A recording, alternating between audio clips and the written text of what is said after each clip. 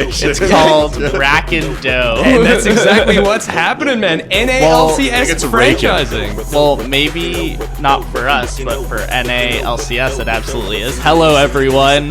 My name is Gabriel Zoltan Johan. With me today is Josh Burry. Greetings. And Ryan Stratton. Hello. We got a little bit of an emergency podcast for you today. Something we've never done before, but this news... we've known about it for a while because we broke the story in late April, but this news is pretty big and this news is pretty exciting, so we want to do a short but sweet podcast on the issue, bring you all the details about NA LCS franchising / permanent partnerships. Yeah, and like Gabe said, obviously we did break the story earlier, but it's exciting to see the official announcement. It included some details that I think are really exciting, but... Yeah. To help us discuss some of those details, we actually have Team Dignitas chairman Greg Richardson here on the line with us, and we're going to bring him on right now. Looking at Ryan. Yeah. Hi, Greg. How's it going? Hey, guys. How you doing? Pretty well. I'm sure you guys are feeling ecstatic that this news came out as well. Could not be any happier. It's a big day. It's a big day. So I guess at a glance, I'd just like to ask how you feel about this announcement. Like, we got the happy part, but like as the organization, Team Dignitas, what do you feel about what we're seeing right now for the plans for NA LCS? So, when we, and when I say we, I mean Josh Harris, David Blitzer of the 76ers, and myself invested in Dignitas last fall. A big part of our thesis was around having the world's best League of Legends team. And over the last split, we didn't quite get there. We made the playoffs, but we made a big investment, and we're continuing to iterate on the quality of the team and all the aspects, to eventually get us a championship. And the experience has been fantastic. But the real promise is what happened today.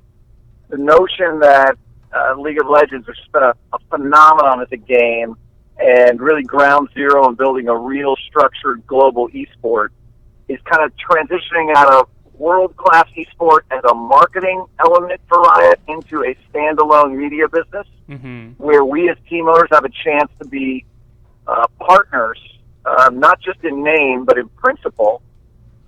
It's fantastic. Cannot tell you how excited we are.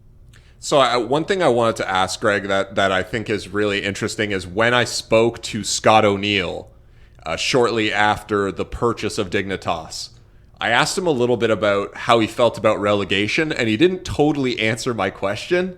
But what he did say is that he felt like the experience he had at the league level in major sports was going to assist him in having that discussion with Riot Games. Do you feel like the Sixers experience at the league level assisted the discussion with Riot Games in any way? Absolutely. One of the great things that I think Riot has done over the last year is be very transparent about this entire process. They didn't have all the answers day one, but they communicated with us as they went through very thoughtful structuring of this franchise system, and they were asking a lot of questions and they were listening. So Scott's background, my background, I think we added some value relative to making sure that we were thinking about all the long-term implications of creating a league like this. And, I cannot say enough about Riot and LCS executive leadership and their being open-minded, and again, really thoughtful about what they came up with. So for Team Dignitas in particular, you guys have a massive amount of investment behind you. For all intents and purposes, our understanding is that the cost of an LCS spot would be roughly $10 million for teams currently in the LCS. If we extrapolate that to basketball terms, that's kind of 1 year off the contract of a role player, right? It's not that massive of an impact compared to the size of a budget for a basketball team. How exactly how confident do you feel that the Sixers will create that investment for Team Dignitas for this franchising spot, and probably double that investment or further invest into the team beyond just the spot. So like not just buying the spot itself, but creating the infrastructure necessary to maintain that spot, because part of the press release as well was that there is potential for a team to actually lose its spot if it performs poorly. Yeah, so let's talk about each of those things kind of distinctly. I think you have to look at every investment in the context of the opportunity. So the NBA is obviously a very mature, multi-billion-dollar enterprise, whereas the LCS, while by far and away the leader in the eSports world, is really just getting going in terms of generating the kind of revenue that the audience would likely tell you is possible. Mm-hmm. So the way we kind of view this investment on the franchising side, and we're incredibly committed to being one of these franchisees, is that we think Riot has laid the groundwork for something that is going to have an incredibly positive return, and probably one that happens sooner rather than later. Mm-hmm. So many owners that buy into sports franchise teams have to wait years before they really get a sense of building a profitable business that's recouping their initial investment. I think the way Riot has laid this out is going to incent teams to continue to invest well beyond the franchise fee, because the structure of it is going to allow us to get cash flow sooner rather than later. And I think that's one of the elements of this that we're excited about and grateful for Riot being thoughtful. What do you say to critics of this model who are worried about the competitiveness of the league as a result of this change?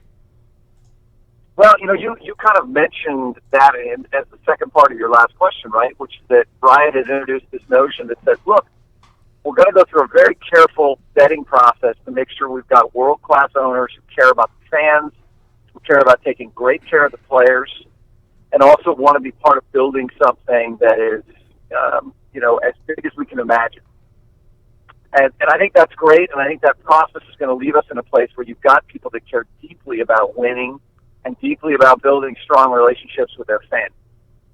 That said, they've added this other element that says, look, if over a period of time there is a franchise that doesn't appear to be investing the money or taking the care to really go after with the ambition to be a world champion, then there's going to be a process for that franchise to change its ownership. And I think everybody around the table, the fans, the players, Riot, ourselves, are going to care deeply about making sure that everybody else there is as committed as we are. And so the goals are just exactly what we would want. Yeah, and honestly, I don't think it's that scary.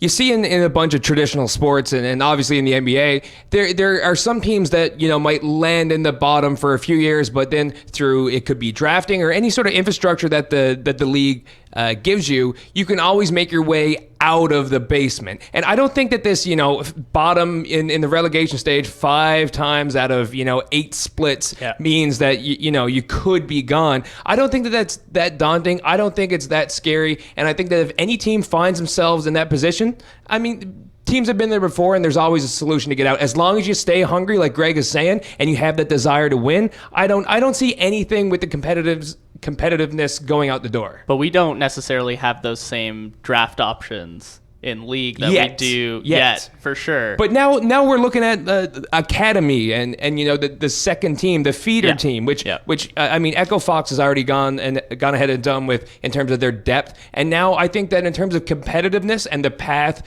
to pro, I think it's going to be more laid out and more competitive. I'm super excited for it. Perhaps. The other thing that we haven't mentioned yet is also that there's always a possibility that the league could expand at a later date, though that wasn't part of the announcement. Yeah. And those teams coming in too, obviously, will be starting at sort of a different level.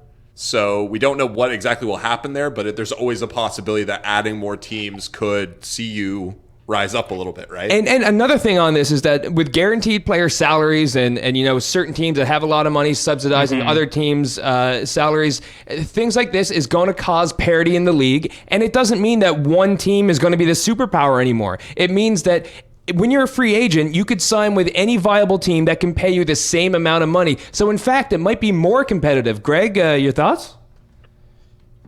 Yeah, look, one thread in everything that you guys just said is that this is not the end state. That Right. we are going to continue to work and evolve and iterate on this. What's important is the goals, right? It's this notion of let's make sure the players are getting a voice at the table and they're getting, a material part of the proceeds of the league. Let's make sure this league is always competitive and that the structures are in place that in case some owner just feels that by showing up, they're going to get wealthy or value without really having the intention of being champions, then we're going to find a way to get new owners. And all of that is right. Whether the mechanism that's here today ends up being the mechanisms we see 2 or 3 years ago, now 2 or 3 years in the future, that's less important. You talked a little about, this not being the end state. There's still details to come, details to hash out, things to improve on. What are the kinds of things that Team Dignitas maybe wanted to see in this franchising announcement that didn't really come out yet, or things prospectively that you would like to see in the future? Well, I think the first thing is I think there's a lot of nuance and subtlety to how Riot is going to decide who deserves one of these franchises. Right. And I think there's a lot in there about how they're thinking about players, not just salaries, not just making sure they have health care, but are they housed properly? Are they getting the kind of financial advice? Are they getting the kind of nutritional and physical therapy that is going to be a big part of their careers being longer? That's a win for the players, and it's a win for Dignitas. And I guess the way we look at it, especially because we have the organization of the 76ers behind us, is that those are fundamental pieces of the infrastructure for a national basketball team or an NHL team or an English Premier League team. They absolutely need to be for an LCS team. And I think that's a big part of the win that I think isn't being talked about enough. Yeah, that's a really interesting point, actually, Greg, because I remember when, right after the announcement, one of the things that I heard from the Sixers and from Dignitas was that you guys wanted to put this greater emphasis on player health. And I think that's been a theme that we've seen a lot. It's holistic. It's across the board. Yeah, now a lot of teams are picking up on it. But now I guess I want to ask, is this really like the opportunity? Because I know Dignitas has said that they wanted to do it, but is this like the moment that really allows you to follow through on some of those aspirations that you guys had for player health? Yeah, you hit the nail on the head. Once you have permanence, once you know that you're part of building something together alongside the publishers and the fans and the players, it's so much easier to make those investments and to do it in ways that aren't just one time for a great press release or video, but actually are sustainable. And so this really does become the inflection point, I think, not just for Dignitas, but I think you'll see our fellow teams making this a point of emphasis on an ongoing basis. Are there teams that you worry will not pass this application test that are currently in the LCS? And are there teams that aren't in the LCS at the moment that you believe will come into the league in their place or potentially expand the league as a result of their appearance? I know that makes for, kind of interesting scuttlebutt and great Reddit forums. But you know what? They have a way of they have a way of working themselves out. Okay. I think that the teams that have built great fan bases, that have clearly been committed to winning, that have the right kind of ownership group, I think Riot is going to welcome them with open arms. If that also includes some new owners, I think they're going to be world-class owners. Knowing a lot about how Riot is going through the process of making this decision gives us a lot of comfort. The people that are going to likely sit around the table with us are going to be people that we respect and like and believe are in it for all the right reasons. And does this give you hope that Team Dignitas will be there? Oh, absolutely. I mean, look, we're, obviously that's Riot's decision at the end of the day.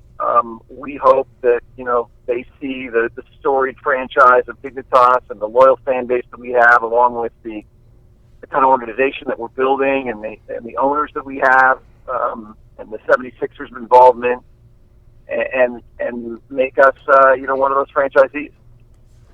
I wonder, Greg, if you could offer any comment on the announced Players Association that was part of the NA LCS franchising announcement, because it was part of the announcement, but majority of the opinions I've seen from organizations, like what few I've seen, They're super worried about it.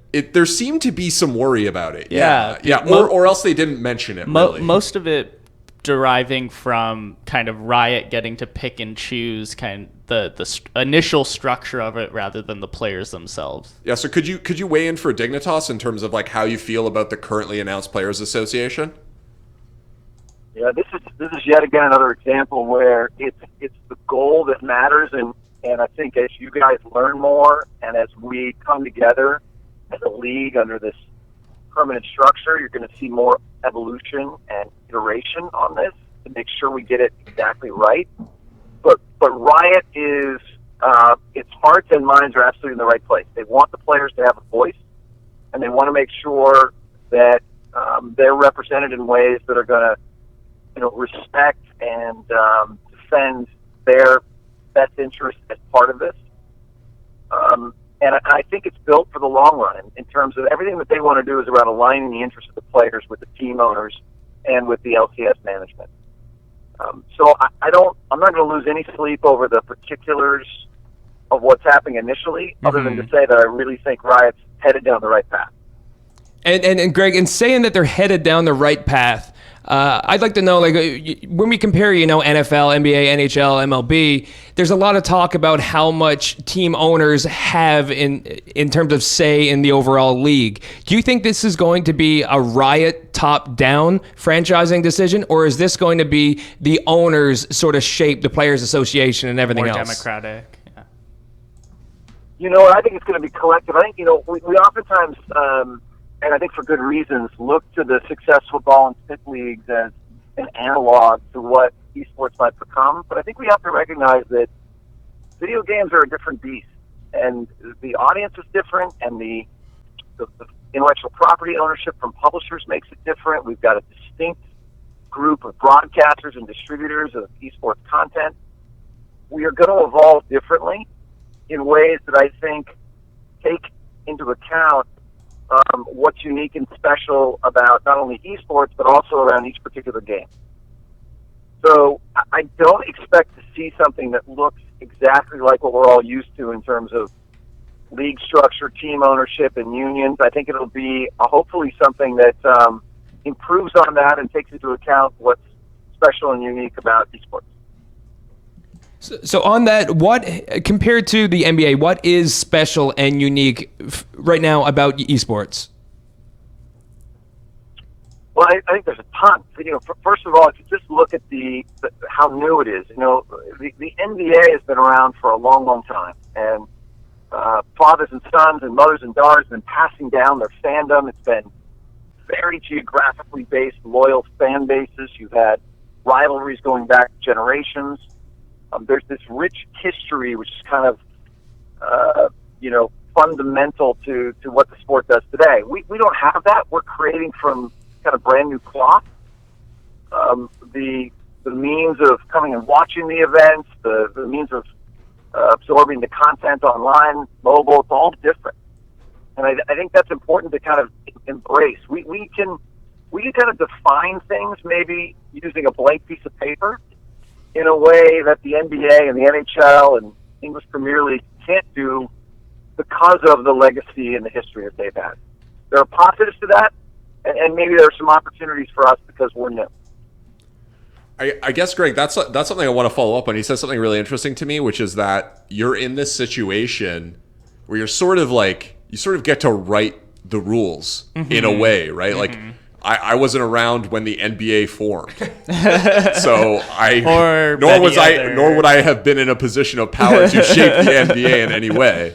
So I wasn't there. I wasn't there when sports writing started, which is perhaps a better analogy for me because we write about esports, right? I wasn't there when we tried to figure out how do you write about that.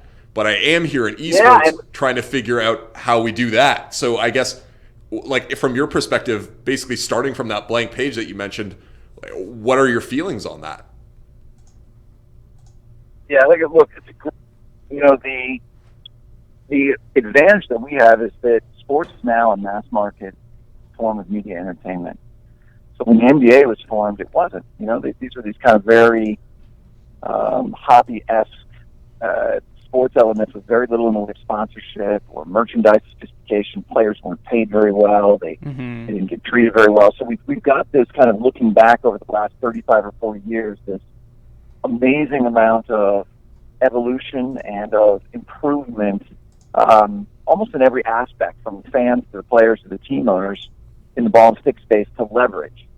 But we've also got a chance to say, you know what, we're unique. We're a little bit different. And it's that combination that's so fun, right? When you're having an announcement like today, and Riot's the kind of partner that listens and wants to engage and has made a decision to make you a more fulsome partner with a capital P, and you've got this opportunity to kind of architect this in the way that you think is going to work in the long run the best, alongside like-minded people, it just doesn't get any better than that. And Greg, I don't know if there's a better job in the world than the one that I've got. Yeah, that's nice to hear. Yeah. I mean, this is certainly exciting with the NA LCS franchising, and I mean, the sky is the limit. Now, do you think that this is going to have longevity like a basketball? Are you going to go down as a legendary team if you get in the original 10 in NA LCS? Is it going to be that major and historic? Yeah, we certainly all like to believe it, and I think no, right? We just don't know. As more and more games come out where competitive play is fundamental to the experience, and where publishers realize how powerful eSports can be to making their publishing business successful, and also for those rare few that break through, like League of Legends, to have a media business alongside it. We don't know what that looks like in 10 or 15 years, and how fans are going to view that. But I think there's two opportunities or challenges for us. The first is, from a game design perspective and from the ongoing content development, what can we do to make these games feel fresh, new, and interesting a decade or 2 decades from now? The second side is that now that we've got this franchising opportunity, how do we collectively, as players and team owners and Riot as a publisher, maximize the revenue while balancing that with what's in the fans' best interest? Because right now, eSports has these gigantic numbers. I mean, we've all seen them. The number of people that are concurrent viewers of the LCS World Championship is staggering. Mm-hmm. But the dollars behind it, and frankly, the things we offer fans to give them is so limited relative to what we've seen in the other sports, that's the other massive part of the opportunity. If we're going to have longevity, we've got to have to figure out how to create that kind of revenue stream. And with that said, I mean, there's, of course, obstacles, but what do you think could be the biggest pitfall of this franchising? What scares you the most? Well, look, I think the single biggest thing is probably the last question that you just asked. Now that we've gotten here, are we going to make the right decisions in making sure this is around 10 or 20 years from now? And if not, we will have, severely reduce the value of this kind of a structure.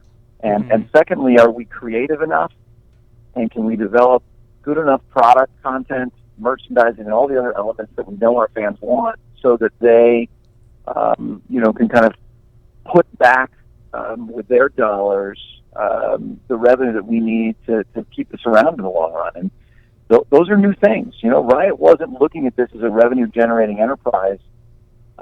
But as we've all seen with the ML BAM deal, the power is there to be flexed. It's just now up to us to do it, and to do it wisely. This isn't just about exploiting the fan base. We've got to do it in a way that ensures we're going to be around for a long, long time.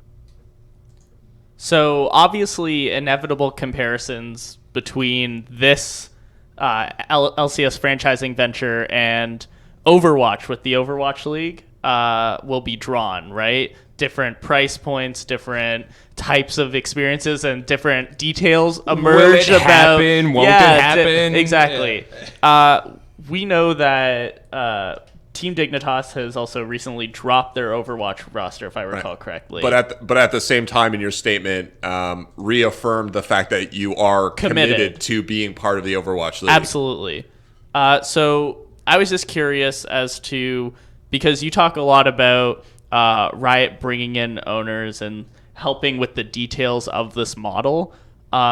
whether that's something that kind of scares you about the Overwatch League, that's not happening as much, or that may not be that you may not be involved as much in it, and therefore you might move back away from it, price point notwithstanding. So look, obviously Blizzard has not made any of the details of its new Overwatch League public, so I can't comment in any specific way. But there's a couple things I can leave you guys with. One is that as big of an event as it is for Riot to announce franchising the LCS, it's equally a big deal for Blizzard, one of the greatest PC game publishers of all time, to announce it wants to create an esport with franchising. Mm-hmm. That's a commitment to all of us in the ecosystem that is undeniably positive. Their brand, the depth of their fan base, Bobby Kotick's leadership. I mean, is there anyone in the game industry you would want to bet on other than Bobby to create value in a new enterprise? His success is kind of unparalleled. Mm-hmm. And they've approached it differently than Riot, but that doesn't mean that it's better or worse. It's just different. Mm-hmm. And we will look at both opportunities with a lot of interest, and make what we think is the best decision for Dignitas. I want to ask just sort of about the perceived difference between those two leagues. And one of the columnists in the esports space, Stu Chu, actually wrote a brief piece about how he felt there was a greater opportunity for growth in Overwatch, in that its player base is still growing. Do you feel like that's a strength of the Overwatch League versus like other potential games that Dignitas might seek to enter as partners? Yeah, look, I think that's an interesting point, right? I think you're always excited when someone sets out to invest a lot of money with really bright people and the right set of goals from the beginning to create something sustainable. And that's what Blizzard has done, right? They decided that they want to make this as great of a spectator sport as it can be. And that I think is exciting. And I think you're always, in many ways, you benefit from being able to do that early in the process. The flip side is, as we all know, the esports industry was really built by the fans. It wasn't created by an entrepreneur. It wasn't created by any single company.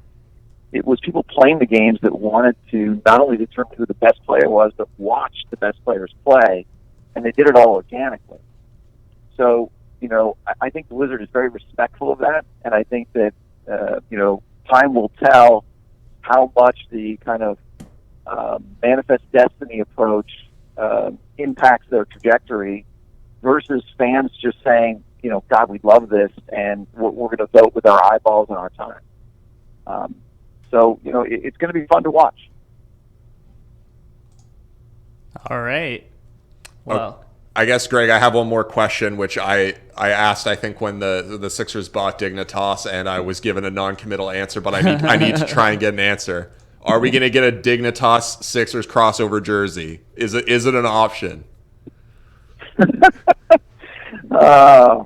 know what? You'll have to send over your best designs, and we'll have to take a look at them. That's a dangerous challenge, Greg. I'm going to be up at my computer on Photoshop right after this, whipping something up. You get the D-League one with the sticker on it. Yeah, they did have the sticker. Yeah. The sticker on the development league. No, yeah. Well, hey guys, it was really great to spend some time with you. I'm excited that you're as excited as we are about what Brian announced today, and we just have a really bright future in the esports space, and it's going to be a whole lot of fun to help figure it out with you guys. Absolutely. Good luck in the summer split as well. Yes, and best of luck with the application process, and we look forward to hearing in November that Team Dignitas will hopefully be part of the NA LCS. Just let us know what you have on your plate right now. Like, what is step one after this announcement? Well, everybody, whether it's a new prospective owner or existing LCS franchise or LCS team, is going to fill out an application process. Do you have the form with you? Like, is it already in the hands of owners? No, seriously. Is this something that's already been developed that you are aware of, that you know the details of? We will have it very shortly, and you can imagine there's almost nothing more important than getting that filled out. So we're excited to kick that process off. Okay, great. Best of luck, man. I'm looking forward to good news in November. Thanks, Thank you. Cheers. Yeah, really appreciate it. Take care. Bye now. Bye-bye. All right, NA LCS Franchising. That was really interesting. Yeah. That was really interesting. And by the way, I think I know so much more. if I know Team Dignitas, I think this is more like Christmas morning for them. They probably got that application ready to go. What I will say, even if they don't have the form, they have the presentation. the 76ers and Team Dignitas have professionalism written all over them, man. I think that they're in good shape come November. I think this is more like February 15th when you find out the chocolate's on sale. Okay. All right. Yeah. The Ferrero Rochers. Yeah. Are all Listen, cheap. I hope to be getting more people on this podcast, emergency podcast, to talk about the NALCS franchising, and hopefully we get to see more of like the. You're gonna wish more emergency podcasts Yes, on man, us, yes. dude. We have only so much time in the world. I'm super excited to just pick at teams and just see their morale. Is it Christmas morning? Is it February 15th when the chocolate's cheap? Or is it just like, man, we got an uphill battle here? Is it end of January when you see your credit card bill? Yeah. Oh, man. That's every month, motherfucker. It's an interesting discussion. Hopefully we get some more. I want to make a better name than Emergency Podcast in the future. So hopefully, Absolutely. if you've got any ideas. Hey, man, you just keep getting more guests like that. That was Greg Richardson of Team Dignitas and the Philadelphia 76ers talking about NA LCS franchising, man. Great half hour. Yeah. From all of us. Not just Greg. Do you want to say like the goodbye thing? I mean, it's usually your thing. He's lining it up. You can see he was. I'm not gonna smash that. He's walking up to the tee. You were like Joel Embiid, just like blocking me right now. I was ready to dunk it. You need to let him complete the process. Yeah, exactly. You need to trust the process here and let us finish it. All right, guys. Thank you so much for joining us. Thank you once more to Greg Richardson and Team Dignitas for joining us and providing the insight of a team currently in the NALCS. We'll have more details for you about this whole process, about all these details as they come or as we receive them. Thank you guys so much. Or as we dig them up. As we dig them up, who knows? All right. Thank you guys so much. See you later. Peace. Have a good night.